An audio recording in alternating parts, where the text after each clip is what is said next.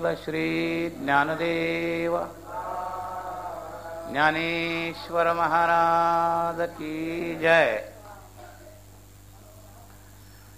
ओ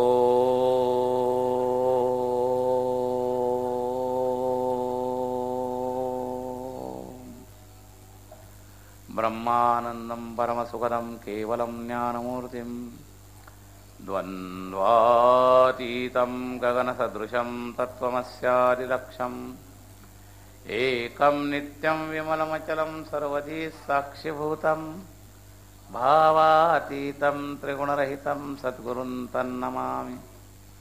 मूकं करोति वाचालं पङ्गुं लङ्घयते गिरिं यत्कृपात्तमहं वन्दे परमानन्दमाधवं। नारायणं नमस्कृत्य नरं चैव नरोत्तमं देवीं सरस्वतीं व्यासं ततो जयमुदीरयेत्। गुरुर्ब्रह्मा गुरुर्विष्णु गुरुर्देवो महेश्वरः गुरुः साक्षात् परब्रह्म तस्मै श्रीगुरवे नमः। प्रपन्नपारिजाताय तोत्रवेत्रैकपाणये ज्ञानमुद्राय कृष्णाय गीतामृतदुहे नमः। वसुदेवसुतं देवं कंसचाणूरमर्दनं देवकी परमानन्दं कृष्णं वन्दे जगद्गुरुं।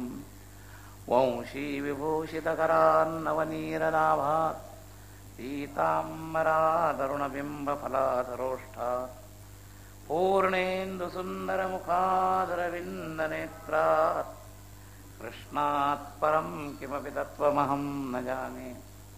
पुण्डलीकवरदा हरिविठ्ठल श्रीज्ञानदेव ज्ञानेश्वर महाराज की जय। अखिल गुणनिधान सच्चिदानंद घन करुणावृणालय भक्तवत्सल भगवान श्री पांडुरंगाच्या चरणावर मनपूर्वक साष्टांगाभिवादन करून धामनिवासी सर्व साधकांच्या बद्दल सद्भाव प्रकट करून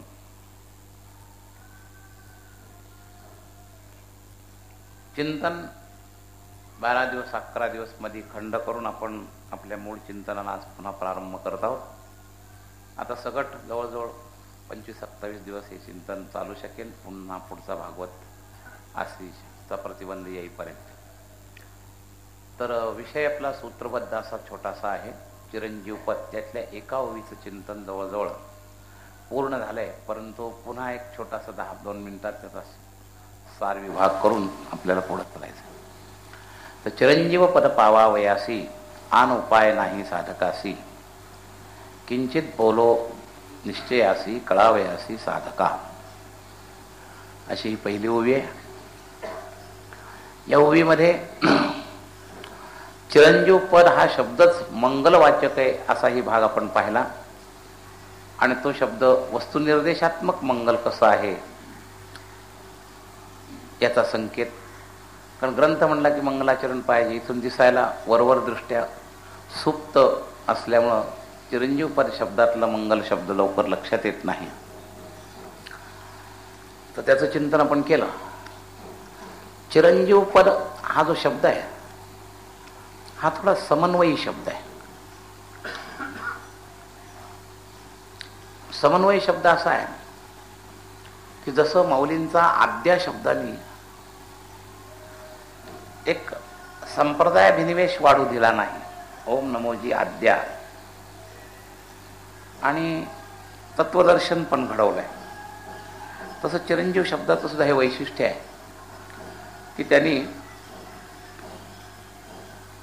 तत्वाला हात घातलाय आणि एका विशिष्ट चाकोरीत आग्रह ठेवला नाही.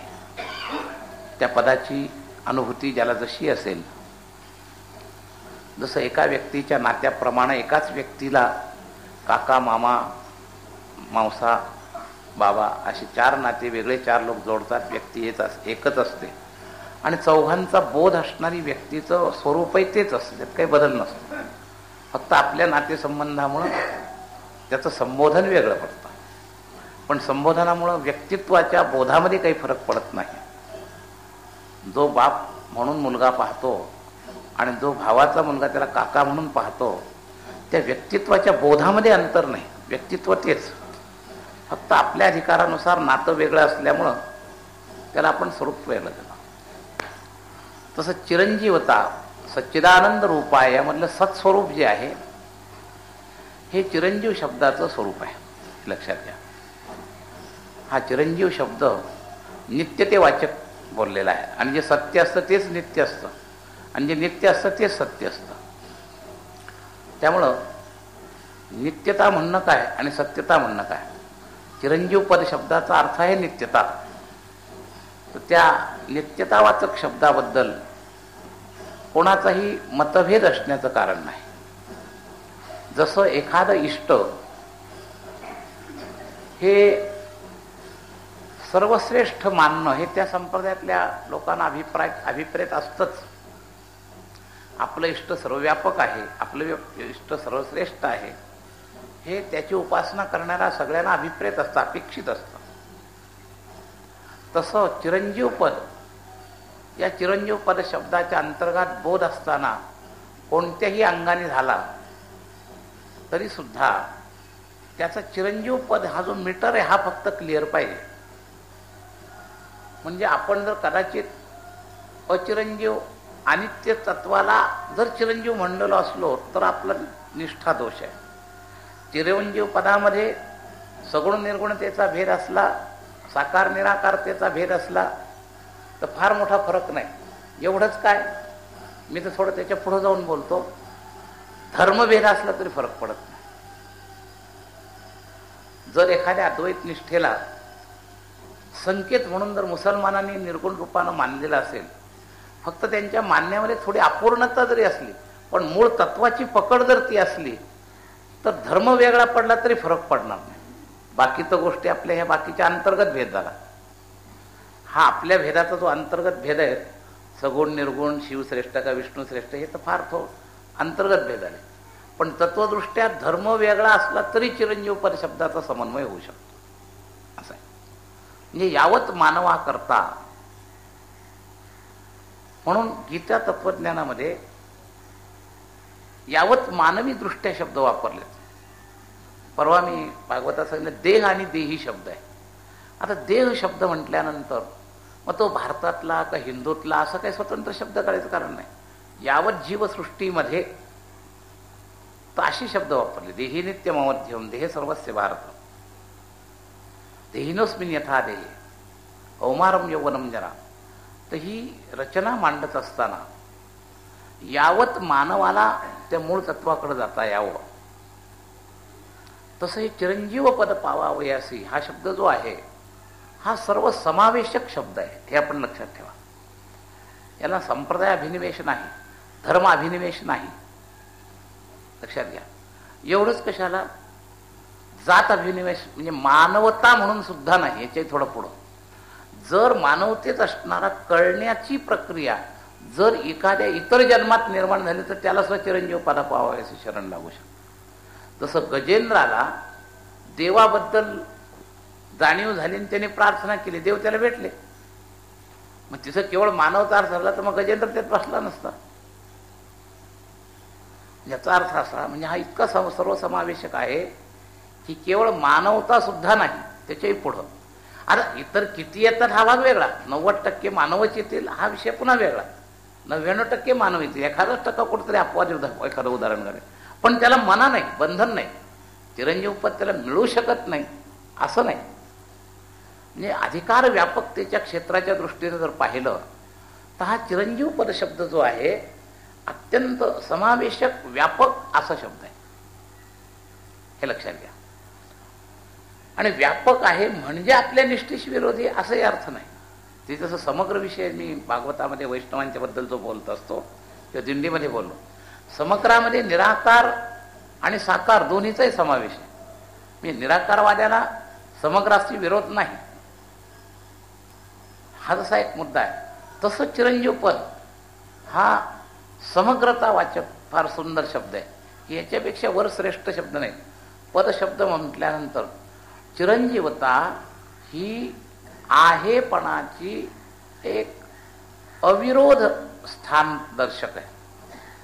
हा आहेपणा जो समष्टी आहेपणा जो ईश्वराचा आहे, ह्याच्यामध्ये सत्य शब्द जो आहे, सच्चिदानंद रूप आहे मधला सत्य शब्द जो आहे, तो सत्य शब्दाचं सांकेतिक हे जे पद आहे हे अविरोध पद आहे, चिरंजीव पद पावावे असं. आणि हे पद एक विशेष गोष्ट लक्षात ठेवण्याजोगी आहे, अंशाला अंशीकडे जाण्याचा नित्य अधिकार आहे. आणि हा संबंध जीवलोक, ममैव अंशो जीवलोक, भगवंतांनी म्हटलेले. म्हणजे या पदाच्या प्राप्तीमध्ये संपूर्ण जीवलोक बसला. ममैव अंशो जीवलोके, अंश अंशीचा संबंध असा आहे, अंश अंशीमध्ये मिळण्याचा स्वभावगत अधिकारी आहे. अंश अंशीकडे यायला, अंशाला अंशीकडे यायला कोणत्याही प्रकारचं प्रतिबंध नाही. आता तो येत नसला, अंशीची शुद्ध इच्छा नसली, अंशीनं आवृत अनुभवामुळं त्याला अनधिकार त्याचा त्याने मानून घेतला, तर हा दोष मूळ तत्वाच्या दृष्टीने नाही, हा त्याचा व्यक्तिगत अनधिकाराचा संबंध आला. पण तत्वतः मात्र त्या अंशाला अंशीकडे जायचा अधिकार सहज आहेच. तसं म्हणजे चिरंजीव पर पावावयाशी शब्द वापरल्यानंतर इथे एक सहज ओघाचा विचार झाला, लक्षात घ्या. पण एक सूत्र याच्यामध्ये आहे की उपाय मात्र जो आहे ना, तो सुद्धा आन उपाय नाही, ही फार अधिकारवाणी आहे. हा फार महत्वाचा मुद्दा आहे की जसा हा ओघ जसं सरळ आहे, तसं याच्यातल्या उपायाच्या निश्चितीबद्दलचा जो संकेत आहे तो फार महत्वाचा आहे. कारण उपायामध्ये एक फार महत्वाची गोष्ट आहे की सर्वसमावेशकतेच्या बाबतीत उपायामध्ये तरतम भावानी अधिकारी होऊ शकतो, उपायात तरतम भाव नाही होऊ शकत. आन नाही म्हणजे दुसरा नाहीच, बरं का. तर आन उपाय नाही साधकासी हा जो शब्द वापरलाय हा मोठा संकेत करणार आहे, म्हणजे या ग्रंथाचा कडं आकर्षण, विशेष आकर्षण करणार आहे. जसं आपण एखादं म्हणतो अमुक गोष्टीशिवाय उपार्यायच नाही, म्हणजे ती गोष्ट करावीच लागेल, त्यात काही इलाज नाही. तसं या आन शब्दाने जो संकेत केलाय तो साधकाला विशेष खेचणार आहे. या ग्रंथाकडं, ग्रंथ छोटा असो का मोठा असो, पण याच्यात खेचणार आहे. साधक आहात का, तिथं जायचंय का, दुसरा उपाय नाही. तर ही जी पद्धती हा फार महत्वाचा मुद्दा आहे. तर नामा परते जगी आणि साधन सोपे नाही. हे सोपेपणामध्ये किती आग्रह झाला. संपूर्ण जगात कशी शब्दाची रचना वाटते, किंवा याविना असत आणि का साधन वाहतुसे आणि विठोबाचे, किंवा माऊलींचं जे आहे नामापरते तत्व नाही रे अन्यथा, या शब्दातला जोर लक्षात घ्या. वाया आणि पंथ नाही रे अन्यथा म्हणणं, जसं मी त्या एका शब्दावर महाराजांचे बोलत असतो की तुकाराम महाराजांसारख्या इतिहास भूगोलाच्या दृष्टीनं एका विशिष्ट कालामध्ये एका खेडेगावात जन्माला आलेला मनुष्य जगातल्या जोग्यांचं प्रतिनिधित्व करून म्हणतो जगजोगी जगजोगी जाग जाग बोलत. हा जगजोगी शब्द दिसायला तुम्हाला साधा वाटतो, पण हे प्रतिनिधित्व करायचं ना अशा प्रकारची भाषा वापरायची साधी गोष्ट नाही. एक तर यांना सगळ्या जगाच्या जोग्यांचं तत्वज्ञान माहिती असलं पाहिजे, तोच असं म्हणू शकतो. हा विचार लक्षात घेतला पाहिजे. इथं जसं योगीपणाचा एक स्टेटस लक्षात घेतलेला आहे, जर तो योगी झाला असेल तर असंच म्हणेल, असं म्हणण्याचा भाव आहे. तसं आन उपाय नाही साधकाची हे जे वाक्य आहे हे थोडंसं गांभीर्याने विचार करण्याजोगं वाक्य आहे, लक्षात घ्या. आणि म्हणून आपण मग या ठिकाणी कॉम्प्रोमाइज नाही, जर याच्याशिवाय गत्यंतरच नाही ते केलंच पाहिजे. जसं एखाद्या विभागामध्ये की तुम्हाला एखादं दुसरं निमित्त कारण बदललं चालेल, पण अमुक गोष्ट पाहिजे. तसं उपादान कारणाचं कसं म्हणतात की निमित्त कारण थोडंफार बदललं चालेल, पण उपादानच काढण्याचं कार्य कसं होणार. मातीच नाही तर घट कसा होणार. तर उपादान कारणामध्ये अनिवार्यता आहे. तसं आन उपाय नाही या साधकाशी, म्हणजे ही साधना, या साधनेचं ही साधना म्हणजे उपादान कारण इतकं महत्वाचं, असं त्याचा अर्थ होतो.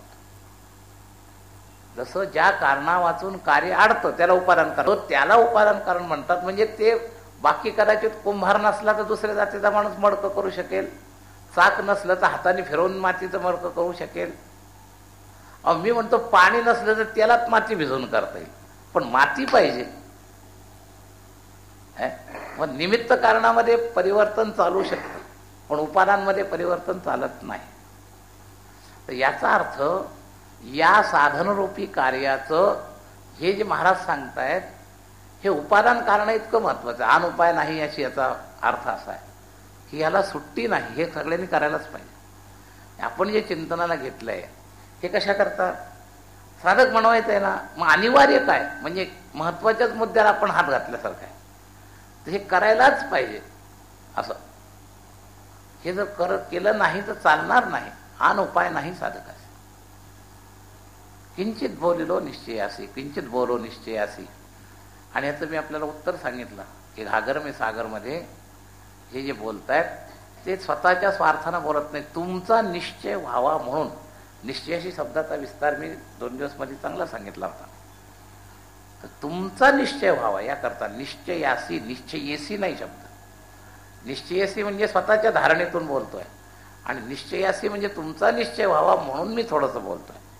कळावयासी साधका, ह्या निश्चयाचं सूत्र कळावं साधकाला म्हणून मी थोडंसं याच्यावर बोलणार. म्हणजे याचा अर्थ असा की वक्त्याची याच्यामध्ये एक अनुभवाची धार आणि एक निस्पृहतेची धार. माझा स्वार्थ नाही. निश्चयाशी शब्दानं माझा स्वार्थ नाही. काही लोक बोलतात पण तुमच्याच करता बोलतात असं नाही.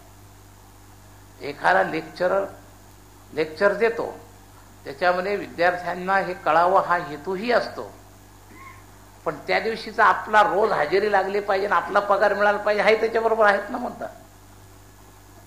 पूर्ण त्याच्याकरता नाही आहे. तर निश्चयाशी शब्द जो आहे तो या अर्थानं आहे की याच्यामध्ये असणारा जो निस्पृहतेचा जो भाग आहे हा सुद्धा महत्वाचा आहे. की मी माझ्या स्वार्थाकरता नाही. जसं आता बघा तशी ग्रंथ आहेत. तुळशीदासांनी रामचरित्रमानस लिहिताना एक नम्रतेची भाषा म्हणून काय वापरलं की स्वांत सुखाय तुलसी रघुनाथला, मी माझ्या सुखाकरता करतो. मग त्या भूमिकेत आणि ह्या भूमिकेत एकदम फरक आहे. हे म्हणतात मी माझ्या सुखाकरता नाही तुम्हाला सांगत, मी साधक आहेत, तुमची साधना सिद्ध व्हावी म्हणून मी बोलतोय.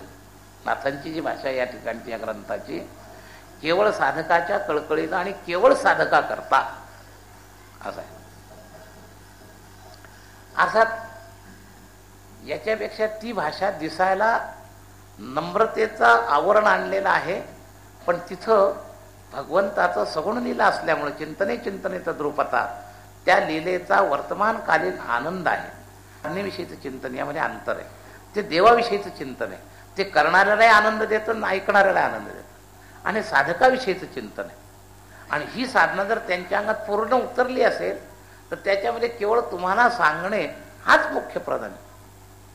लेकुराचे हित जाणे माऊलीचे चित्त, ऐसी कनोळ्याची जाती करी लावावी. किंवा केवळ अर्भकाचे साठी पण ते हाती धरली पाहिजे. त्याचा काय स्वार्थ आहे, त्याला काय फायदा आहे त्याचा? आजोबा लहान मुलाकरता पाठी घेतो, त्याला त्याचा काय आनंद मिळतो?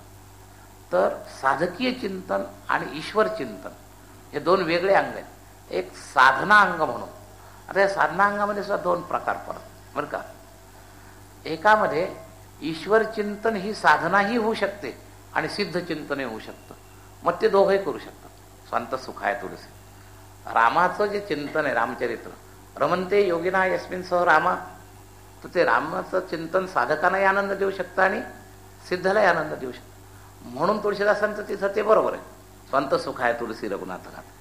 पण इथं जे चिंतन आहे हे प्रारंभिक साधकीय काळात काळजी घेऊन ज्या जगत संबंध विच्छेदाकरता जे अंगी बाणायचे त्याविषयीचं चिंतन आहे. आणि ते चिंतन जर सिद्धाचं पूर्वी आचरण करून झालेलं असेल तर त्यानंतर त्याच्या सांगण्यातला हेतू म्हणजे केवळ तुमच्याकरता. पंथाचं शिक्षण झालेलं असतं तरी नातवाला शिकाय करता अर्भकाची साठी पंथी हाती धरून. तैसे संत जगी क्रिया करून दाविती आहे. तर त्या ठिकाणचं अर्भकाचे 60 शब्द जसा आहे तसा हा निश्चयाशी शब्द जो आहे तुमच्या निश्चयाकरता किंचित बोलू. मी जे बोलणार आहे ते माझ्याकरता नाही. हे नाथांच्या भाषेत लक्षात घ्या. आपल्या नाही, आपण दोघंही चिंतन करतो म्हणजे आपल्याकरता नाथांच्या ग्रंथाचं. मी वक्ता या नात्याने त्या अधिकारावर आत्ता बोलतो असं नाही अर्थ. पण ज्यांनी हे लिहिलंय त्यांचं भूमिका मात्र ही फार वेगळी आहे. मी आणि तुम्ही यांच्यामध्ये फक्त भाष्य करणं, नाथांच्या सिद्धांताचं आपण एकमेकामध्ये चिंतन करण्याकरता भाष्यकर्ता म्हणून मी आहे नाथांचा. मी मूळ वक्ता म्हणून नाही. त्यामुळे माझी भूमिका तशा अधिकारवानाची असं तुम्ही आत्ता गृहीत धरायचं काही कारण नाही. पण ज्यांनी लिहिलंय त्याची जी लेवल ती आपण समजून घेतली पाहिजे. ती सांगत असताना तुम्हाला ती भाषा जरी माझ्यात दिसली तरी तो माझ्या भाषेचा तो अधिकारच आहे असं नाही. पण भाष्य करताना तो ती भूमिका मला समजून सांगायची. म्हणून मी सांगतोय की निश्चयाशी शब्द जो आहे त्याच्यात पूर्ण निस्वार्थतेचा एक झलक आहे. हे लक्षात घ्या. म्हणजे मला गरज नसताना सुद्धा मी तुमच्याकरता हे सांगतोय असा एक भाव आहे तुमच्या निश्चयाशी. म्हणजे माझा निश्चय झालेला आहे. तुकोबरायांनी प्रार्थना करत असताना देवाला प्रार्थना केली पण निश्चयाची पावती दिली. काय हा समचरण दृष्टी जो अभंग आहे की नाही, तर प्रार्थना केली तेथे माझी वृत्ती राहो, तेथे माझी हरिवृत्ती राहो. अनेक नलगे माईक पदार्थ तेथे माझे आर्तवापर ब्रह्मादिक परे. इथून पुढे विवेकाची झलक आहे, निश्चयाची झलक आहे. दुःखाची शिराणी तेथे दुश्चित जणी जाणवली. म्हणजे दुःखाची शिराणी हा सिद्धांत निश्चित झालाय आणि त्याचं उत्तर अधिकारवाणी शेवटच्या चरणात वापरतात. तुका म्हणे त्याचे कळले आम्हा वर्म. इथं निश्चय झालेला आहे, इथं निश्चय करायचा नाही. देवाला प्रार्थना करत असताना एका बाजूला निश्चयाच्या शब्दाची झलक आहे की मला त्याचं वर्म कळलंय. तुका म्हणे त्याचे कळले आम्हा वर्म, जे जे कर्मधर्म नाशिवंत.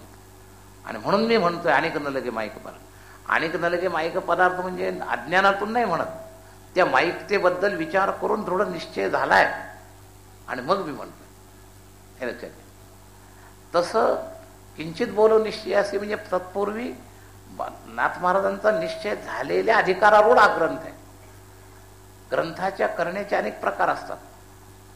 एक पहिला टप्पा म्हणजे आपलं प्रवचन करताना सुद्धा 2 प्रकार पडतात. आपलं सांगून पक्क होतं म्हणून चिंतन एकमेकामध्ये, असा एक प्रवचनकार आहे. हा निम्न स्तरातला प्रवचनकार, वाईट नाही.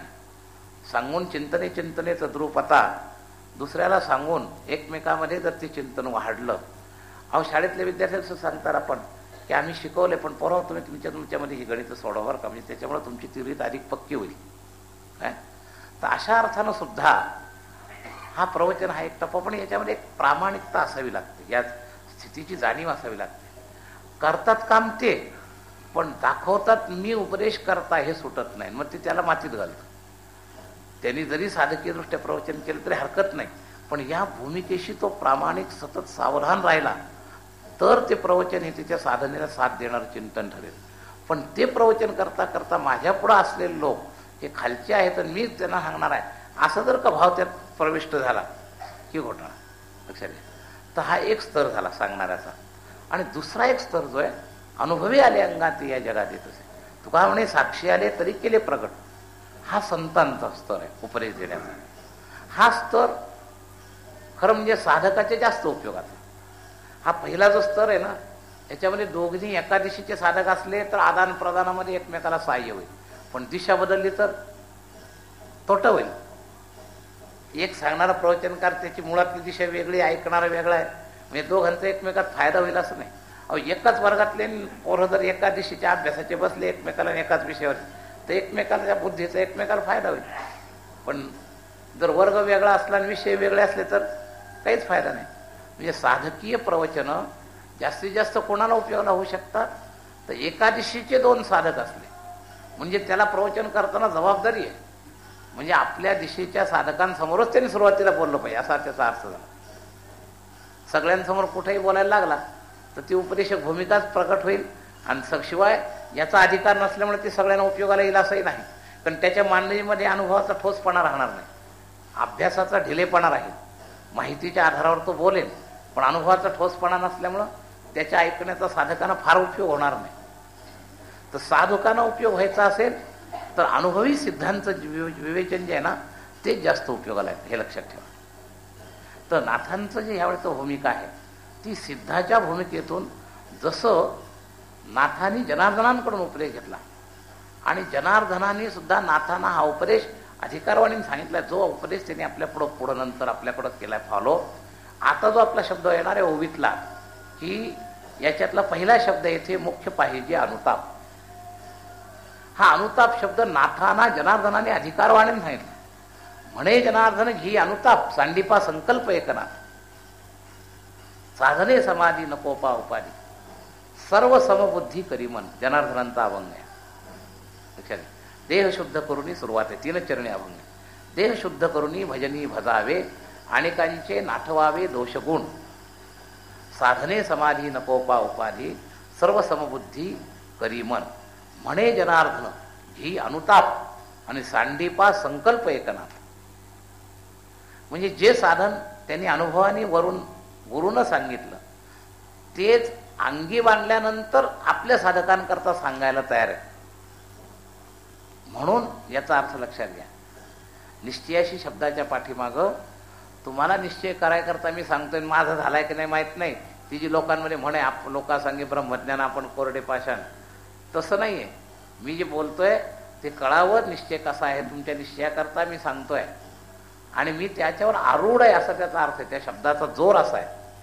हा आन उपाय नाही साधकाशी या शब्दाचाच अनुभवाचा पहिला जोर, आणि तुमच्या निश्चयाकरता मी सांगतोय याच्यात दुसरा जोर. 2 जोर आले अनुभवाचे. 2 शब्दामध्ये एक वेगळा जोर आलेला आहे. त्यात आन उपाय नाही साधकाशी या वाक्यातही अनुभवाचा जोर आहे. उपायाबद्दल निश्चय धारणा आहे, आणि तुम्हाला निश्चय व्हावा म्हणून मी सांगतोय, याच्यात सुद्धा माझा निश्चय झालेला आहे असं नाथांचं म्हणणं आहे याच्यामध्ये. या लेव्हलवरून ती चिंतन आहे, हे लक्षात घ्या. आणि कळकळ आहे, कळावयासी साधका, याच्यात कळकळीचा पण शब्द आहे. साधकांना हे कळावं ही तळमळ आहे. जसं बुडता हे जन, सर्वसामान्य जनाविषयी कळकळ, न देखवे डोळा, तसं इथं साधका का होईत करता का होईना पण कळकळ ठेवून आहे, साधकाला कळावं आहे करता असं. मग ह्या ग्रंथातलं चिंतन सर्वसामान्य सगळ्यांच्या करता नाहीच आहे बरं का. हे जे चिंतन आहे याच्यामध्ये साधक तो असलाच पाहिजे अशी अपेक्षा आहे. हा त्या प्रवचनाचा अधिकारी आहे, तर तशा याचा विचार हा केला पाहिजे. उद्या व्यवस्थित आता आहे ठीक चालेल. तेव्हा तर कळावयाची साधका हा जो मुद्दा आहे, हा मुद्दा आपण नीट लक्षात घेतला पाहिजे. तर कळावयाची साधकामध्ये साधकांना हे कळावं, तुमचा निश्चय व्हावा म्हणून मी सांगतोय, पण कळावयाशी या साधका यामध्ये करुणा आहे. लक्षात घ्या. तुमचा निश्चय व्हावा म्हणून किंचित बोलो याचा जसा अधिकार आहे, तसं कळावं ह्या एका शब्दातच करुणा आहे, हे लक्षात घ्या. आणि कळणं या शब्दात पुन्हा गांभीर्य आहे. काय गांभीर्य आहे? तर बुद्धीद्वारा ग्रास्पिंग म्हणजे कळणं नव्हे. कळण्याची पहिली प्रक्रिया म्हणजे बुद्धीची ग्रास्पिंग, पण ही अर्धी प्रक्रिया आहे. कळणं शब्दाची प्रक्रिया, जसं मी ते ऐका ऐका शब्दामध्ये सांगत होतो की नाही, ऐका ऐका भाविक जनमध्ये, कानात शब्द गेले म्हणजे ऐकण्याची एक क्रिया पूर्ण झाली, पण दुसरी ऐका शब्दाची जी अपेक्षा आहे संतांची अनुकरण अर्थाने, त्याप्रमाणे इथं कळावयाशी शब्दाला खोली आहे. म्हणजे बुद्धीची ग्रास्पिंग एवढं कळणं शब्दाचं व्याख्यान आहे. हा पहिला टप्पा आहे, हाही गरजेचा आहे, पण साधकाचं कळणं एवढ्या टप्प्यात अपेक्षित नाही. लक्षात घ्या. साधकेतर व्यक्तीला परमार्थाचं तत्वज्ञान बुद्धीच्या ग्रास्पिंगनं जरी कळलं तरी एक टप्पा पूर्ण झाला. साधकेतर जे श्रोते आहेत त्यांना बुद्धीच्या टप्प्यात जरी हे कळलं तरी पूर्ण. पण साधकांकडून कळणं शब्दाची जी अपेक्षा आहे ही फक्त बुद्धीच्या ग्रास्पिंग इतकी नाही. कळणं म्हणजे निश्चय अर्थ नाही. हे कळणं जी अपेक्षा आहे त्याला एवढं कळायला नको, तर कळायला नको याचा अर्थ त्याच्या बुद्धीला समजायला नको. इतके किरकोळ मुद्द्यातून अपेक्षित नाही, ते धारणेच्या अर्थातून आहे, आचरणाच्या अर्थातून आहे. तर साधकांबद्दल कळण्याची जी अपेक्षा आहे ती फक्त बुद्धीच्या समजण्यापुरती अपेक्षित नाही. सामान्य तर जनाला बुद्धीला समजावं इतकं सुद्धा कळणं म्हणतात, पण साधकाच्या बाबतीत कळणं हा जो शब्द आहे हा थोडा सखोल आहे. काय निश्चयासहित, त्याच्या अग्रक्रमाच्या निश्चयासहित, म्हणजे धारणा ज्याला म्हणतात ना, धारणा अर्थाने कळणं. इथं कळणं शब्द जो आहे तो धारणा अर्थानं सखोल आहे आणि धारणा धृतीतून होते आणि समजणं केवळ बुद्धीतून होतं. ग्रास्पिंग पॉवर हा जो ग्रास्पिंगचा नेमका भाषांतर म्हणजे कळणं, आपलं समजणं, बुद्धीला समजणं. काय तर बुद्धीला समजणं हा कळण्याचा पहिला टप्पा आहे. पण साधकाचं कळणं हे केवळ बुद्धीला समजून नाही, निश्चयापर्यंत समजलं गेलं पाहिजे, तेव्हा ते समजण्याची पूर्णता. जसं विवेकाची व्याख्या मी सांगताना तुम्ही माझ्याकडून ऐकलेलं आहे की योग्य आणि अयोग्य कळणं.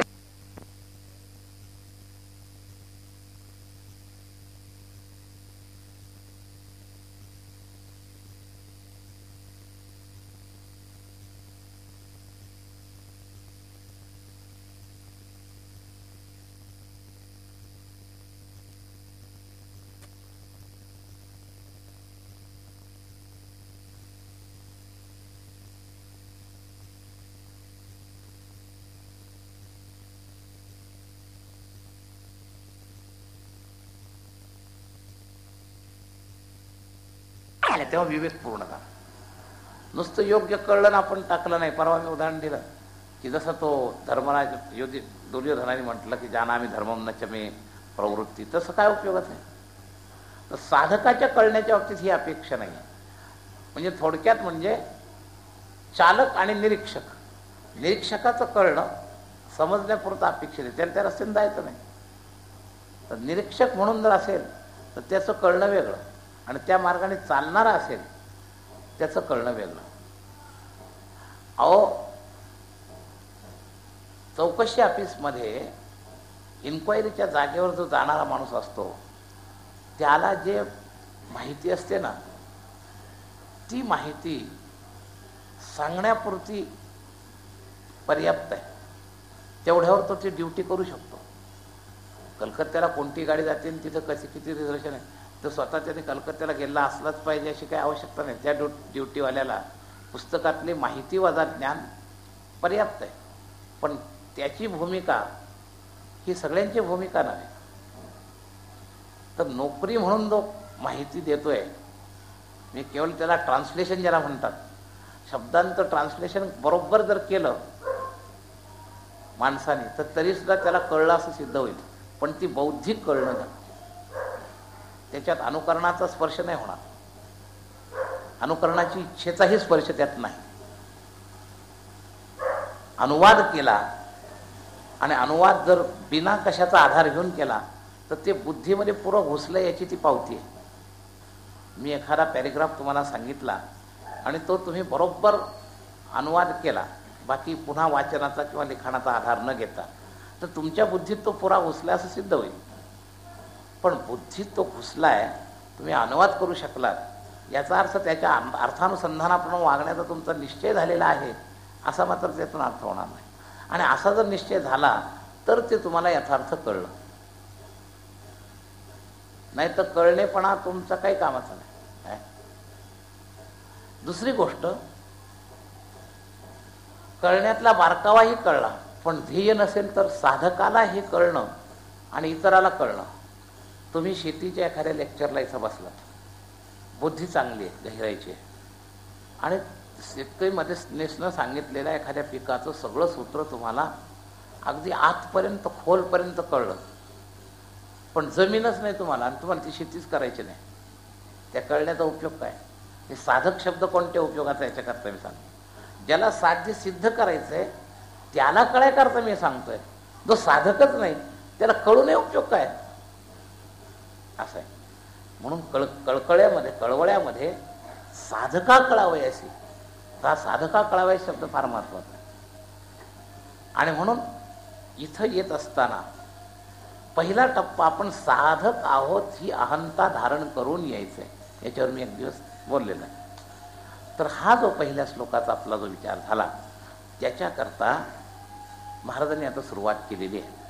मग किंचित बोलवले पहिला शब्द काय, तर येथे मुख्य पाहिजे अनुताप. लक्षात घ्या, शब्द काय, येथे मुख्य पाहिजे अनुताप. तर आता जे मुख्य साधन अनुताप म्हणून सांगणार आहे, तर अनुपाय नाही म्हणजे ह्याच्याशिवाय गत्यंतर नाही हे म्हणत असताना अनुताप हा एकच साधन नव्हे तर मुख्य शब्द अनुताप. याचा अर्थ याला सहाय्यक अंग अजून स्वीकार आहेत. मुख्य शब्द वापरला, येथे पाहिजे अनुताप असं जर म्हणले असेल, मुख्य शब्द जर काढला असता, तर इतर सहाय्यांग शब्द जे आहेत त्याची स्वीकृती करताना जड गेला असं शब्दशः. म्हणून किती मोजून शब्द वापरलाय. मुख्य पाहिजे अनुताप, येथे मुख्य पाहिजे अनुताप. म्हणजे गौणत्वानं इतर सगळी साधनं येणारच आहेत, पण मुख्यत्वानं बीज रूपानं जर काही पाहिजे असेल तर अनुताप. म्हणून अनुपाय नाहीचा जसं मी विचार सांगितला ना की उपादान कारण, तसं मुख्य शब्दाने या अनुताप हे त्या साधनेतलं उपादान कारण असल्यासारखं सिद्ध झालं मुख्य शब्दामुळे.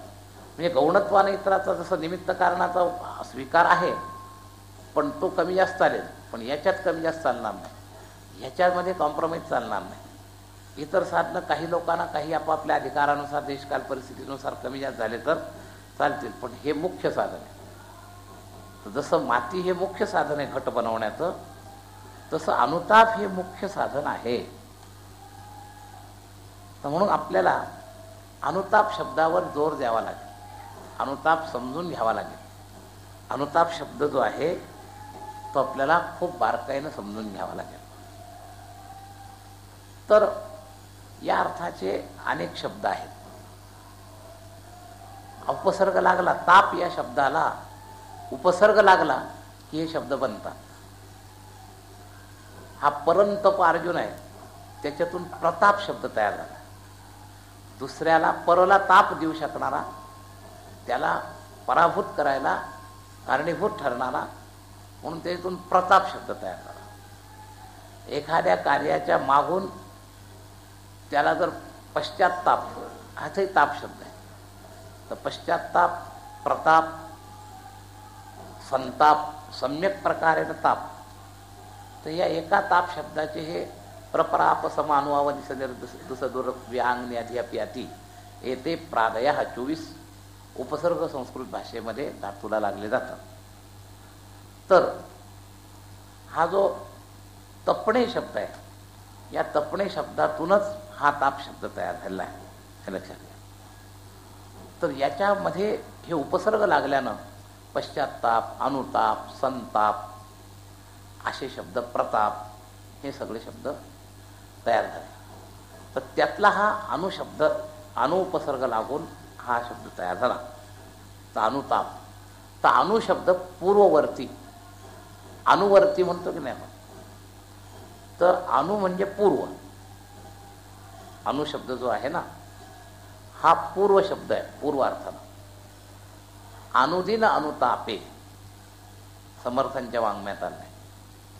अनुदिन अनुतापे तापलो रामराया, त्यांचं एक अष्टक आहे, त्यातला पहिला श्लोक आहे. परमदिन दयाळा निरसी मोह माया, अचपळ मन माझे नावरे यावरीता, तुझविण शिण होतो धावरे धावा आता. तर त्यामध्ये अनुदिन हा अनुशब्द दिना शब्दाला वापरा, म्हणजे अगदी दिवस उगवण्याच्या पूर्वीपासून दररोज. अनुदिन शब्दाचा अर्थ दिवसाच्या पूर्वीपासून, सूर्योदयाच्या पूर्वीपासून, म्हणजे जाग झाल्यापासून असं म्हणण्यात आलं. दररोज आणि जाग झाल्यापासून असा अनुदिन शब्दाचा भाव आहे. तर अनुदिन अनुतापे तापलो रामराया, मी दररोज पहाटेपासून या विचारानं चिंतित आहे. कोणत्या विचारानं? तर हे माझं मोह माया जे आहे हे का जात नाही, या विचारानं मी चिंतित आहे. तर तू याच्यावर कृपा कर. परमदिन दयाळा निरसी मोह माया, या अनुतापातून त्यांनी प्रार्थना केली आहे. पण अनुताप कोणत्या गोष्टीचा आहे? मोह आणि माया या विषयीच्या विचाराने मी अनुदिन त्रस्त आहे, आणि ही त्रस्तता माझी तू समाप्त करावी. निरसी मोहमाया निरसी, तर माझी मोहमाया तू दूर कर, अशी प्रार्थना त्या श्लोकामध्ये समर्थांनी रामापुढे मांडली.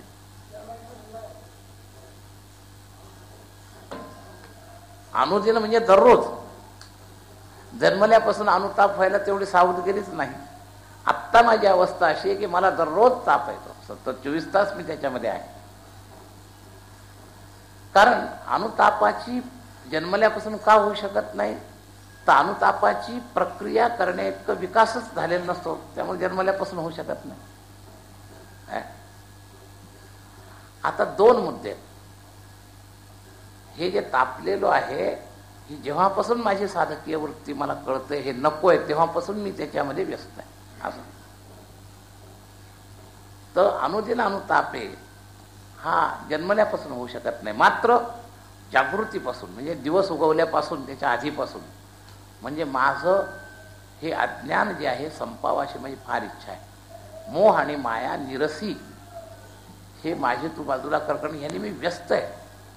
साधक जसा व्यस्त असतो, काही मी उद्धार पावेन, हा अनुताप आहे. लक्षात घ्या. काही कृपा करेल नारायण, ऐसे तुम्ही सांगा संतजन. तर सांगा संतजन ही झाली प्रार्थना, पण मूळ काही मी उद्धार पावेन, हा अनुताप. लक्षात घ्या. हे कधी होईल? काही ऐशी दशा येईल माझ्या अंगा, हा अनुताप. असं कधी होईल? तर याचा अजून आपण विचार, अनुताप शब्दाचा आज पूर्ण विचार होणार नाहीये. तर पश्चात्तापापेक्षा अनुतापाला फार महत्व आहे. पश्चात्ताप सावधगिरीला उपयोग करतो, त्याच्यातून बाजूला करण्याचा पहिला टप्पा असतो पूर्ववर्ती चुकलेलं जे आचरण आहे त्याविषयी जे आपल्यामध्ये विचार येतात, हे व्हायला नको होतं, हे व्हायला नको होतं, माझ्या जीवनात हे झाले, यातला पश्चात्ताप. पण आता मला हे करायचं आहे, ही जी सावधगिरी आहे. अनुतापामध्ये काळजी आहे, अनुतापामध्ये सावधानी आहे. अनुतापाचे जे अंग आहेत हे लक्षात घ्या. अनुतापाचे जे अंग आहेत हे आक्रमकही नाहीत, सावधानीयुक्त आहेत. प्रताप जो आहे ना, त्या प्रतापामध्ये वेग आहे. अनुतापामध्ये विवेकाचा जोर आहे आणि प्रतापामध्ये सामर्थ्याचा जोर आहे. लक्षात घ्या. तर अनुताप नेमका शब्द जो आहे तो फार गरजेचा आहे. अनुताप पाहिजे. लोकांना पश्चात्ताप होतो पण अनुताप होत नाही. साधकीय अवस्था अनुतापाशिवाय सुरू होत नाही. लक्षात घ्या. पश्चात्तापाने प्रवेश होतो, साधनेकडे ओढ लागते. आपल्या केलेल्या कृतीबद्दल पश्चात्ताप जर झाला तर साधनेचा प्रवेश होतो, पण साधनेची गती जी आहे ती अनुतापामध्ये आहे. आणि या अनुतापामध्ये तैलधारवत पुढच्या साधनेची जी जिज्ञासा आहे, तैलधारवत सावधानीनं, काळजीपूर्वक आणि विवेकाच्या निश्चयाच्या आधारावर, तर ती अनुतापाची प्रक्रिया आहे. तर पश्चात्ताप जितका गरजेचा आहे त्याच्यापेक्षा जास्त गरजेचा अनुताप आहे. पण पश्चात्तापामध्ये दोष असा होतो की पश्चात्ताप कधी कधी माणसाला दुर्बल पण बनवतो. आत्मविश्वास कमी नाही झाला पाहिजे. ओव्हर पश्चात्ताप जर झाला तोही नुकसान करणार आहे. तो चिंतेत परिणित होतो आणि चिंता से चतुराई घटे. पश्चात्ताप चिंतेत परिणित नाही झाला पाहिजे. मर्यादित पश्चात्ताप असला तर साधकाला उपयोग करतो, आणि प्रमाणापेक्षा जास्त पश्चात्ताप झाला तर तो चिंतेत परिणित होतो आणि साधकाला दुर्बल बनवतो. दैन्य भावामध्ये स्वतःला कमी समजणं वेगळं बरं का. काही जे वैष्णवी साधक आहेत ते नेहमीच परिभाषेमध्ये विनम्रतेनं बोलत असतात, तर तो दैन्य भाव वेगळा. कधी कधी दिसायला पश्चात्तापाची भूमिका आणि दैन्य भावाची भूमिका सारखी दिसते, पण ती सारखी नाही आहे. पश्चात्तापाचा एक विशिष्ट मर्यादेपेक्षा जास्त जर परिणाम झाला तर तो व्यक्तित्वही समाप्त करतो, आत्मविश्वास समाप्त करतो, स्वतःला दुर्बल बनवतो, निराश बनवतो. लक्षात घ्या. म्हणून पश्चात्तापाची एक विशिष्ट मर्यादा आहे. यापेक्षा जास्त मर्यादेचा पश्चात्ताप उपयोगी नाही. पुढच्या कार्याकरता सावधानी करता पश्चात्तापाचा दुष्परिणाम होता कामा नये हे लक्षात घ्या. म्हणजे अनुतापाला प्रतिबंधक होता कामा नये पश्चात्ताप. आणि एक वेळ लक्षात घ्या, पश्चात्ताप नाही झाला तर काय होईल? अनुताप जर करेक्ट असला तर पश्चात्ताप नाही झाला तेवढं नुकसान होणार नाही. आपला अनुताप जर क्लिअर नसतो म्हणून पश्चात्तापाचा थोडी आवश्यकता आहे. मुळात मुद्दा काय आहे, जी गोष्ट घडून गेली, होऊन गेली, त्याच्यावर किती विचार केला ती काही भरून येत नसते. आपल्याला पुढं काय करायचं याच्याकरता त्या विचाराचा उपयोग करून घेतला आणि एखाद्याने त्या विचाराचा उपयोग न करता सुद्धा जर सावधान झाला तर पश्चात्ताप झालाच पाहिजे असं काही अनिवार्य नाही. पण मुख्य म्हणजे अनुताप म्हणजे पाहिजेच, पश्चात्ताप पाहिजेच असं नाही. 90% खरं म्हणजे पाहिजे, कारण पश्चात्तापाशिवाय अनुतापाची दिशा येत नाही मायेच्या ह्याच्यामध्ये. त्यामुळे 90% त्याचं खंडन नाही. पण एखाद्या 10% व्यक्तीचं व्यक्तिमत्व असं असू शकतं की तो पश्चात्ताप न करताच क्लिअर अनुतापाच्या साधनेमध्ये आरूढ होऊन सुद्धा गती करू शकेल. मी नियम नाही, पश्चात्ताप पाहिजेत म्हणून मुख्य नाही. पश्चात्ताप गौण अंगानं उपयोगाचा आहे, पण अनुताप मात्र पाहिजेच असं आहे. साधकाचा वर्तमान सावधानी जर टिकवायची असेल, वर्तमान काळ जर सावधानीत पाहिजे असेल तर त्याच्या जीवनात अनुताप पाहिजे. पश्चात्ताप हा विषय नको म्हणायचं म्हणजे अपवाद साधकामध्ये नसला तरी चालेल म्हणून आपण त्याला गौणत्व दिलंय. मात्र बहुधा पश्चात्ताप पाहिजे, फक्त तो प्रमाणापेक्षा जास्त नको. बऱ्याच साधकांचं नुकसान हा पश्चात्ताप थोडा प्रमाणापेक्षा जास्त केल्यामुळे बऱ्याच लोकांचं नुकसान लक्षात घ्या. तर या पश्चात्तापाला एक वेगवेगळी दिशेची छटा आहे बरं का. पश्चात्ताप आणि अनुताप याचा एकमेका संबंध आहे म्हणून आपण याच्यात घुसलेलो. हे कळण्याचा संबंध ते कळण्याशी आहे म्हणून याची आपली चर्चा चाललेली आहे. पश्चात्तापाच्या दिशेमध्ये आपल्या याच्यामध्ये पश्चात्तापाची जी दिशा आहे त्या दिशेमध्ये मुद्दे कसे मुद्दे आहेत? एक व्यक्तिगत दृष्टिकोन आणि एक शास्त्रीय दृष्टिकोन. व्यक्तिगत दृष्टिकोनापेक्षा शास्त्रीय दृष्टिकोनाचा पश्चात्ताप हा साधनाला सहाय्यक आहे. पण व्यक्तिगत दृष्टिकोनाचा पश्चात्ताप हा शास्त्रदृष्ट्या शास्त्रमीटर जर त्याला लागलं नाही तर त्या पश्चात्तापाचा काही फारसा फायदा नाही. पश्चात्तापाला सुद्धा शास्त्रदृष्टी पाहिजे म्हणून व्यक्तिदृष्टी नको आहे. म्हणजे समजा तुम्हाला कळलं मी मानव असून अमुक काम करू नये असं शास्त्राचं मत आहे आणि तरी मी केलेलं नाही म्हणून होणारा पश्चात्ताप वेगळा.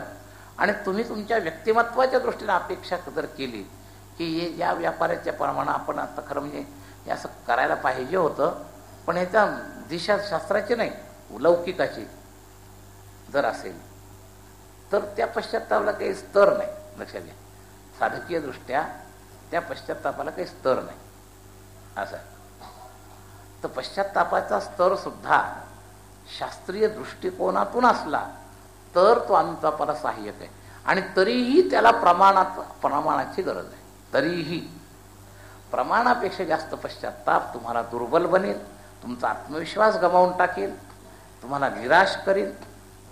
म्हणून मर्यादाशील पश्चात्ताप हा अनुतापाचं सहाय्यक होऊ शकतो. तर पश्चात्ताप ही अनुतापाची सहाय्यक अंगाची पायरी आहे. पण याच्यात एक तुम्ही लक्षात घ्या, आपण जेव्हा खूप ऐकतो ना तेव्हा काय जास्त ऐकावं? मी काय चुकलो याच्यावर खूप ऐकावं का मला पुढं काय करायचं याच्यावर खूप ऐकावं? आपल्याला काय करायचं याचा विचार जास्त ऐकला पाहिजे. जास्त गरज आहे ती पुढच्या याची. काय चुकलो याच्यावर थोडं चिंतन पाहिजे म्हणजे पुन्हा ती चूक होऊ नये एवढ्यापुरतं सावधानी करता म्हणून ठीक आहे. तसं पश्चात्तापापेक्षा आपल्याला जास्त काय ऐकायचं आहे? अनुतापाचं प्रकरण जास्त आहे. आणि हे साधकाच्या दृष्टीनं अत्यावश्यक शब्द आहे हा अनुताप शब्द जो आहे. म्हणून इथं मुख्य पाहिजे अनुताप. त्या अनुतापाबद्दल रूप बारकाईनं पाहायचंय म्हणतात. म्हणजे पुढं असणारी जी व्याख्या आहे, आत्ता मी अनुताप शब्दाचा सगळा अर्थ मी सांगण्यापेक्षा नाथ महाराज काय म्हणतायत हे याच्यात अजून पुढं कळणार आहे. त्या अनुतापाचे कैसे रूप म्हणजे पुढं त्याला त्याविषयी बोलायचं आहे. मग आता आपण सामान्य अनुताप शब्दाचा अर्थ करण्याकरता थोडा विस्तार करणं गरजेचं आहे. पण त्यात त्यांची दिशा जी आहे अनुताप शब्दाबद्दलची आपल्याला प्राधान्यानं तिचा अभ्यास करायचा आहे. आपण काय अनुताप अनुताप हे शब्द वेगवेगळे कळण्याकरता आपण 2-4 शब्दाचं सहाय्य घेतलं की प्रताप कशाला म्हणतात, पश्चाताप कशाला म्हणतात, याचं सहाय्य घेणं वेगळं. अनुताप शब्दाचं नेमकं डेफिनेशनकडं आपलं केंद्र होणं, त्या व्याख्येकडं नेमकं वृत्ती केंद्रीभूत होणं, याच्याकरता आपण इतर या 2 शब्दांचा आधार घेतला.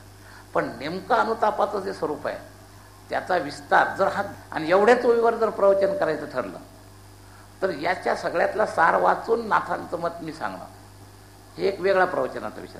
पण आता आपण नाथांची मूळ परिभाषाच ग्रंथातली पुढं टप्प्यानं पाहणार आहोत.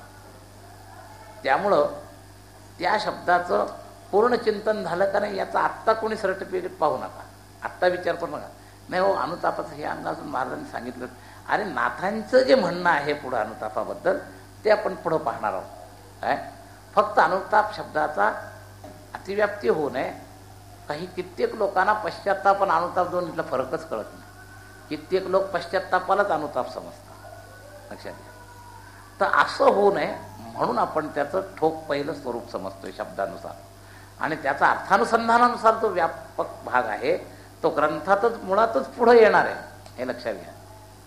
फक्त ते ग्रंथातलं चिंतन करण्यापूर्वी त्या शब्दाची जी अतिव्याप्ती दुसऱ्या शब्दामध्ये चुकून भ्रमाने पसरलेली आहे तिथं आपलं केंद्रीकरण हो जाऊ नये म्हणून त्याची चर्चा आता आपण करतोय की पश्चात्ताप म्हणजे अनुताप नव्हे, हे लक्षात घ्या. तर अनुताप घडणाऱ्या गोष्टीविषयीचं पूर्वचिंतन आहे आणि पश्चात्ताप म्हणजे घडलेल्या गोष्टीवरचं चिंतन आहे. इतका फरक आहे.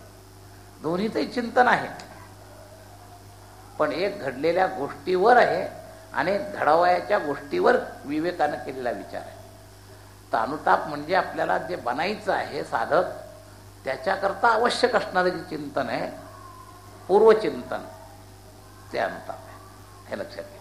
पूर्व काळजीयुक्त चिंतन, नुसतं सुद्धा नाही, नुसतं चिंतन सुद्धा नाही, अति सावधानीनं काळजी करता जे आपण चिंतन करणार आहोत अत्यावश्यक त्याचं नाव अनुताप आहे. आणि ही अनुताप असं नाथ महाराजांना जनार्दन स्वामींनी म्हटलं. याचा अर्थ काय, तर माणसं वर्तमान काळात बराचसा वेळ ज्या योजनेकरता द्यायला पाहिजे त्याच्याकरता देत नाही. तर अनुताप घेणं म्हणजे काय, तर अनुतापांच्या विचाराला पक्क पकडून राहणं, इतरांना विशेष आधार न देणं. आपण विचाराला इतर आधार म्हणजे पूर्व घडलेल्या माणसं बघा भूतचिंतन किती करतात, आपल्या जीवनाकडे लक्ष घ्या, जे आत्ता करून उपयोग नाही. बरं आतील आमच्या भविष्याचं पण फार चिंता करतात, त्याचाही उपयोग नाही. हे दोन्ही वाया. आत्ता जवळचं वर्तमान जे जीवन आपल्याला आचरायचं आहे त्याविषयीचा विचार जेवढा फायद्याचा आहे त्यापेक्षा भविष्य हे अंधारात आहे, लक्षात घ्या. आणि भूतकाळ होऊन गेले नाही. ते दोन्हीबद्दलही फार वेळ वाया घालवणं चर्चेत हा फक्त वेळ वाया घालवणंच आहे, यापेक्षा दुसरं काही नाही. पण आपण तर कितीतरी घालतो. लोक बसले की मग आमच्या गावात असं होतं, आमच्या लहानपणी असं होतं. कशाचाही विषय किती लांबलं किती वेळ चर्चा चालेल याला काही एकदा ते शेपोट सुरू झालं. साधं भीतीनं कुठेतरी बातमी काल आमच्या ठिकाणी साप नाही, मग त्या सापाच्या गप्पा चालल्या 2-2 तास सापाच्याच गप्पा चालतात. घेणं न देणं त्याचा काही संबंध नाही, पण त्याच्यावर माणसं किती वेळ घालवतील याचा पत्ता नाही. तर असं अनाठाई विचाराची आपण जी आपली पॉवर जी आहे ती घालवतोय, वाया घालवतोय. आपल्यामध्ये विचारशक्तीची एक कॅपॅसिटी आहे, पण ती चार्जिंग आपण वाया घालवतोय कोणत्या तरी फालतू विषयामध्ये चर्चा करून. तीच विल पॉवर जर साठवली आणि योग्य विचाराच्या दिशेला घेतली तर परिवर्तन करण्याचं सामर्थ्य त्या विचारशक्तीमध्ये आहे. पण त्या विचारशक्तीची जी दिशा आहे ती अयोग्य असता कामा नये. म्हणून मुख्य दिशा आली पाहिजे. म्हणून सतत साधक अनुतापात असला पाहिजे. पश्चात्तापातही नको आणि पुढच्या प्लॅनमध्ये नको. फार आत्ता वर्तमानकालीन साधकीय तुम्ही लक्षात घ्या. आपल्याला जायचंय गिरनारला चढायला सुरुवात केली आणि 10,000 पायऱ्यानंतर येणाऱ्या पायरीचा जर आधीच चर्चा करत बसल्याचा काय फायदा आहे. ती तितकी उंच आहे, ती चढवल का नाही, अजून पहिली पायरी चढलेली नाही. आत्ताची पायरी कशी आहे ती मी कशी चढवू शकतो याच्यावर शक्ती खर्च केली तर उपयोगाचं आहे. जे होऊन गेलं त्याच्यावर विचार नाही, जे फार लांब आहे त्याच्यावरचा विचार उपयोगाचा नाही. आत्ता वर्तमानकालीन मला नेमकं काय करायचं आहे. तर साधकामध्ये ही दृष्टी आली पाहिजे, नित्य वर्तमानी. तर जास्त सावधगिरी जी पाहिजे आपल्या जीवनात. हो, भविष्याचे प्लॅन आपण बराच काळ पडला ना माणूस, की बऱ्याच वेळेला नको असणारं ते नॉनस्टॉप मशीन जे चालू असतं ना, त्याच्यात काय काय येईल, त्या मेमरीतलं काय काय चिंतनाला चघळायला येईल हे सांगता येत नाही. कधी किती पुढचे प्लॅन करेल आणि कधी किती मागच्या गोष्टीवर विचार करत. ते आमच्याचं काही कारण नव्हतं, ते आमचं असं झालं, ते तसं झालं, त्याची काही गरज नव्हती. काहीही विषय डोक्यात चालू राहत. आणि ही डिसएनर्जी आहे साधकाची फार मोठी, हे लक्षात घ्या. तर एक सवयच पाहिजे अशी, असं सवय लावली पाहिजे की अनावश्यक विचाराला थारा न देणं, तेव्हा अनुतापाची सुरुवात होईल. अनावश्यक विचारांना जोपर्यंत, अनावश्यक विचारांचा भोग घेण्यात जोपर्यंत तुम्हाला बरं वाटते तोपर्यंत अनुताप होणार नाही. लक्षात घ्या.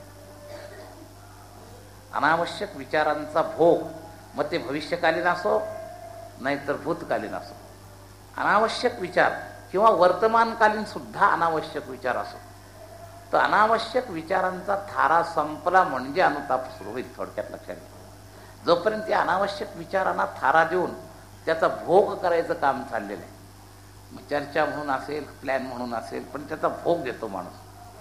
तर हा भोग जोपर्यंत आपल्यातला कमी होत नाही, वास्तविक तैलधारवत साधकतेची, अनुस्यूत तैलधारवत वृत्ती जी आपली आहे ती साधनेची टिकणार नाही. साधनेची वृत्ती टिकायची म्हणजे आपल्या ठराविक ध्येयाला पुन्हा पुन्हा बाहेर जाऊच द्यायचं नाही. थोडा बदल झाला की पुन्हा त्याला ओढून त्याच विचाराशी एकत्र करायचं. तेव्हा त्याच्या हातून साधनेच्या घटना ज्या आहेत, तेज साधना जी व्हायला सुरुवात होईल. तर मुख्यत्व दिलं गेलं पाहिजे. आपल्या ह्याच्यात मुख्यत्व नाही. काही साधकांमध्ये अनुतापाला स्वीकृती आहे, पण फार थोडी. म्हणजे 10 तास विचारात घेत असेल तर त्याच्यात दिवसातून कधीतरी 10-15 मिनटं दिले तरी तो स्वतःला म्हणतो मला अनुताप आहे, कारण मी रोज त्याच्यावर विचार करतो. पण किती करतो? काही करतच नाहीत, आणि काही करतात ते अगदी थोडा करतात. बाकी क्वांटिटीच्या दृष्टीनं पाहिलं, त्याचं परिमाण जर पाहिलं तर इतर विचाराला वेळ किती आणि अनुतापाच्या विचाराला वेळ किती. मुख्य झालाय का? जसं आश्रय शब्दामध्ये मुख्यत्व आहे, तसं अनुतापाचा दैवीम प्रकृतीम आश्रित आहात, तर मुख्यत्वानं द्वैवी प्रकृती जीवनात झाली पाहिजे. आश्रय दैवी प्रकृतीचा पाहिजे. कदाचित आगमापायी 1-2-4 मिनिटापुरती आसुरी संपत्ती जरी येऊन जात असली तरी तो दैवी प्रकृतीचा आश्रय मानावा लागेल. पण जास्त काळ त्याचं जर आसुरी संपत्तीचं जात असेल आणि निम्म्याच्या कमी जरी दैवी असली तरी सुद्धा आश्रय कमी पडला. आश्रय म्हणजे मुख्य. तर हा मुख्य शब्द जो आहे ना, हा बारकाईनं पाहायचा. अनुताप पाहिजे एवढ्यावर नाही भागायचं, मुख्य. तर हा मुख्य शब्द 2-3 अर्थाने लक्षात घ्या. हे साधन मुख्य आहे म्हणून, आणि आपल्या जीवनात हे मुख्यत्वानं पाहिजे असा मुख्य शब्दाचा अर्थ आहे. तर इथे मुख्य पाहिजे अनुताप. तर मुख्यपणानं आपल्यामध्ये अनुताप आला पाहिजे. आपल्यामध्ये प्रवचन कीर्तन ऐकलेत, आता ह्याच्यावरून तुम्हाला 10-15 मिनटं समजा अनुताप आला, तर हा अनुतापाचे विचार जरी चालू झाले, मुख्य हे सर्टिफिकेट लागेल का? मुख्य सर्टिफिकेट नाही लागत. जसं रात्र दिनरजनी हाची धंदा, याला मुख्य म्हणतात. त्यांना साधनेमध्ये गोविंदाचे पवाडेमध्ये त्यांचं सर्टिफिकेट कसं लागलं? जागृती स्वप्नी पांडुरंग आणि दिनरजनी हाची धंदा, हे झालं मुख्य. आणि आपलं टाईमशीर आहे, पूजेला बसलं की तेवढ्या पुरतं देवाची आठवणी, इतर वेळेला नाही. तसं काही विचार आपले कोणातरी संगतीनं, कोणातरी ह्याच्यानं काही काळ चालतात, पण काही काळ चालले तर मुख्य शब्दाशी जोडत नाही, हे लक्षात. तर येथे म्हणजे या साधक दशेमध्ये, येथे शब्दाचा अर्थ कळावा असे साधका चालले ना चिंतन. मग या साधक अवस्थेमध्ये येथे शब्दाचा अर्थ साधक दशेमध्ये, तर येथे मुख्य पाहिजे अनुताप. तर हा पाहिजे शब्द नाथ महाराज सांगतायत अपेक्षावाचक आणि अनिवार्यतावाचक. हा अनिवार्यतावाचक इथं प्रधानतेने. तर साधकामध्ये अपेक्षावाचक पाहिजे मला हे मुख्य, असं सुद्धा एक अर्थ चालेल. आणि नाथ महाराज अनुभव दृष्टीनं मार्गदर्शन करताना अनिवार्यतावाचक इथं पाहिजे. पाहिजे शब्दाचा अर्थ अपेक्षावाचक आणि अनिवार्यतावाचक. तर नाथ महाराज अनिवार्यतावाचक इथं संकेत करतात. निदान सुरुवातीला साधकाला आवश्यकतावाचक तरी हा पाहिजे शब्द त्याच्या जीवनात उतरला गेला पाहिजे. आवश्यकतावाचक म्हणजे पाहिजेच. तर साधकाच्या दृष्टीनं आवश्यकतावाचक सुरुवातीला, आणि संत सांगतायत तो पाहिजे शब्दाचा अर्थ अनिवार्यतावाचक लक्षात घ्या. तर अशा दृष्टीनं येथे मुख्य पाहिजे अनुताप. तर या मुख्य आणि अनुताप या शब्दातला पाहिजे, ज्याही शब्दाचा साधारण भाव सांगितला, अजून याचं काही पूर्ण विवेचन झालं नाही. आपण उद्याला या अनुताप शब्दाचा अजून चर्चा उद्याचे दिवस चालू राहील. संपलं उद्या तर उद्या, नाही तर पुढं अजून चालू राहील, जशी परमात्म्याची स्फूर्ती असेल तसं. पुंडलिक वरदा हरी विठ्ठल श्री ज्ञानदेव ज्ञानेश्वर महाराज की जय.